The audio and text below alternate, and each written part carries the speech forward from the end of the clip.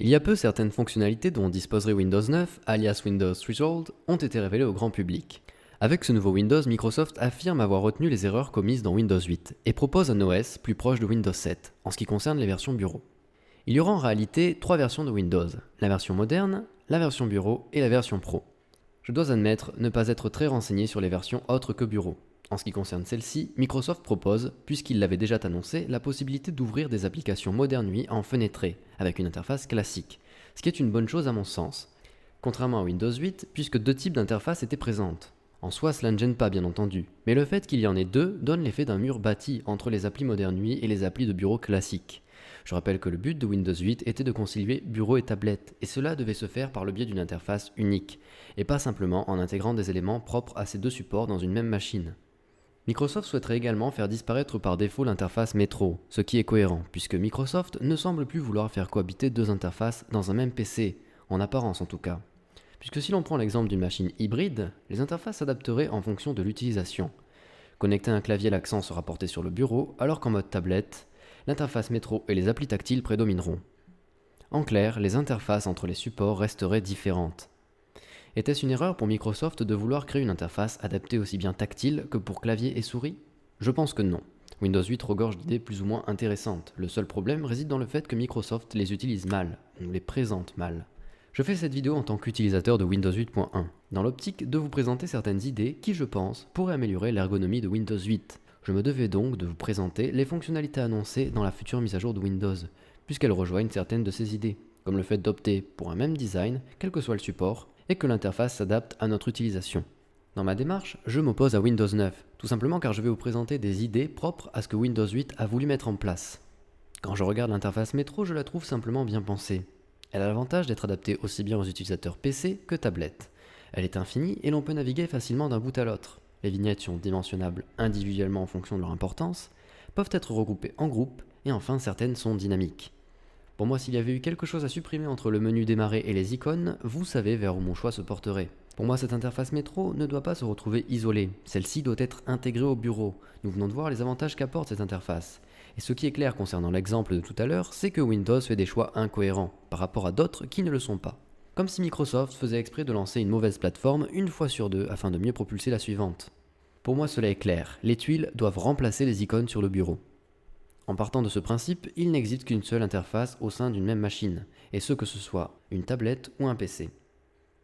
L'autre avantage de cette interface est qu'elle puisse être utilisée autant en arrière-plan qu'en premier plan.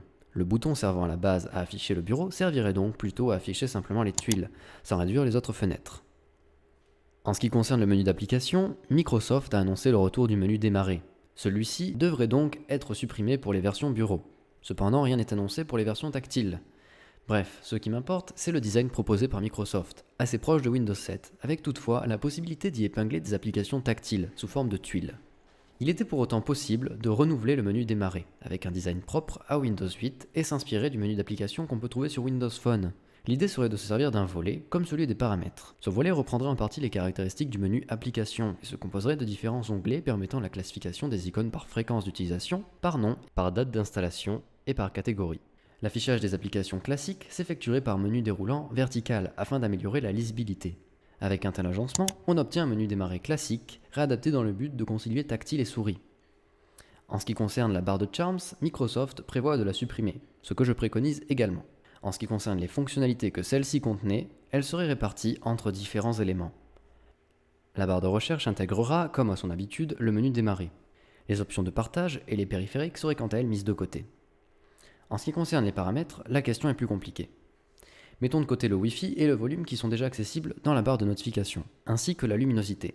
Le bouton marche-arrêt pourrait rejoindre quant à lui le menu démarrer. En ce qui concerne les boutons notification et clavier, supprimons-les pour ma version, à vrai dire je ne m'en suis jamais servi. Mettons maintenant de côté notre menu des paramètres. Reprenons enfin nos onglets de partage, de périphériques ainsi que la luminosité, et intégrons-les dans la zone de notification. Puis je propose d'introduire le bouton de paramétrage juste à côté de la zone de notification, afin que le paramétrage des applications sélectionnées se fasse directement depuis la barre des tâches. Enfin, pour ce qui est du menu permettant de gérer plusieurs applications, mettons-le de côté. Voilà, notre version bureau est finalisée, celle-ci est parfaitement adaptée au clavier et à la souris, et ce même si vous possédez un écran tactile. N'oublions pas de prendre en compte ce que Microsoft a annoncé pour sa future mise à jour, c'est-à-dire les applications Modern UI disponibles dans une fenêtre classique. Partons maintenant du principe que nous possédons une machine hybride. Microsoft avait annoncé pour Windows 9 que l'interface s'adapterait au type de support. Ainsi, par exemple, lorsque nous passerions d'un environnement bureau à un environnement tactile, les applications proposées dans le menu démarrer seraient des applications Modern UI par défaut. Mais cela n'est qu'un exemple, et voici mon idée. Selon moi, la barre des tâches est une zone parfaitement adaptée à une utilisation clavier-souris. Elle l'est moins pour une utilisation tactile. Je propose donc de retirer la barre des tâches du bureau lorsque l'on passe en mode tactile, au profit d'une nouvelle interface basée sur le volet de gestion d'applications, dans lequel on retrouverait les applications épinglées à la barre des tâches, les applications ouvertes, notre icône de paramétrage, ainsi que les icônes de la zone de notification. Cette zone serait en fait la barre des tâches version tactile. En ce qui concerne les applications, elles pourraient toutes s'ouvrir en grand écran par défaut, et pourraient bien sûr être réduites en mode fenêtré. Je me suis donc demandé comment pourrait-on manipuler ces fenêtres par le biais d'un écran tactile simplement, sans forcément aller chercher le bord de la fenêtre. Pour moi, un glissement de doigt permettrait de naviguer dans l'application, tandis qu'un glissement avec 2 doigts permettrait de la déplacer. Pour agrandir ou réduire la taille de la fenêtre, ce geste classique, mais que je ne saurais pas nommer, pourrait être utilisé. Et enfin, pour zoomer, un clic ainsi qu'un mouvement similaire à un roulement de molette ferait parfaitement l'affaire. En ce qui concerne l'ouverture des volets, un simple glissement de doigt partant des bords extérieurs de l'écran ferait l'affaire, de même que l'on pourrait toujours utiliser le bouton apparaissant sur le bord gauche de l'écran afin d'ouvrir le menu démarrer. De la même manière, un bouton apparaissant sur le bord droit de l'écran pourrait servir à afficher les tuiles du bureau. Voilà, nous disposons maintenant d'un modèle bureau, ainsi que d'un modèle tactile, tous deux basés sur un même design et tous deux adaptés tactile souris. Vous aurez sans doute remarqué que je n'ai pas parlé de ce menu. Avec l'apparition des applis Modern UI en mode fenêtré, cette interface est bien sûr amenée à disparaître. Si je vous en parle, c'est pour ce qu'elle permettait, un placement rapide des applications Modern UI, comme ce qui était déjà possible avec les programmes sur le bureau. Le problème, c'est que, en plus de paraître vide, cette interface ne prévoyait pas beaucoup de possibilités.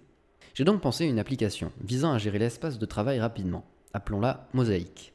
Cette interface ouverte permettrait simplement de dimensionner et de positionner globalement les applications que l'on désire ouvrir. Elle ressemblerait à ceci. Le cadre au milieu représenterait notre bureau. Le menu démarrer sera disponible à gauche et la barre des tâches à droite ou en bas. Ces deux zones serviraient à sélectionner les applications que l'on souhaite disposer dans notre mosaïque. Quant à la bande située en haut, c'est une zone d'attente pour les applications qui ne sont pas encore placées. Le placement des fenêtres se réaliserait de la même manière qu'un placement de tuiles sur l'interface métro. Lorsque vous en avez fini, vous pouvez valider. Les fenêtres se colleront alors les unes aux autres, de la manière dont vous les avez disposées. L'intérêt d'une telle application est d'étendre les possibilités de placement de vos programmes, mais peut également servir à soigner une présentation lors d'une conférence par exemple. Si vous souhaitez remodifier le placement de vos applications dans Mosaïque, il vous suffira simplement d'aller dans votre barre des tâches et d'accéder aux paramètres de l'application. En plus de cela, cette application pourrait vous permettre d'enregistrer les placements de vos applications, qui une fois sauvegardés, seront accessibles rapidement. Oh, une dernière chose à laquelle j'ai pensé. Là, je vous parle sur un plan esthétique. Avec ces tuiles qui s'affichent aussi bien en premier qu'en arrière-plan, et les fenêtres classiques de Windows, il serait facile de jouer sur la perspective entre les éléments du premier plan et ceux en arrière-plan. Portez cela sur un écran 3D tactile, et le simple fait de naviguer dans Windows deviendra une expérience à la fois amusante et fascinante. J'espère que ces idées vous auront plu. Vous aurez sans doute remarqué que, mis à part Mosaïque, je ne propose rien de neuf, simplement une réutilisation d'idées déjà employées par Microsoft. Si vous pensez que ces idées valent la peine d'être entendues et mériteraient de faire partie de ce système, c'est à vous de le montrer. Je vous encourage donc à aimer, à partager la vidéo avec vos amis, et surtout n'hésitez pas à laisser vos avis dans les commentaires de la vidéo. Avant de finir, je tiens tout de même à préciser que Microsoft, déjà parti sur le projet Windows 9, ne risquera pas de se planter une nouvelle fois, s'il trouve l'idée, peut-être comme vous aussi, que remplacer les icônes par les tuiles sur le bureau est trop hardcore, il ne le fera pas. Je demanderai donc à Microsoft de nous laisser le choix par le biais des paramétrages, et de voir si cette nouvelle interface plaît aux utilisateurs ou non. Merci à vous d'avoir regardé cette vidéo, et peut-être à très bientôt.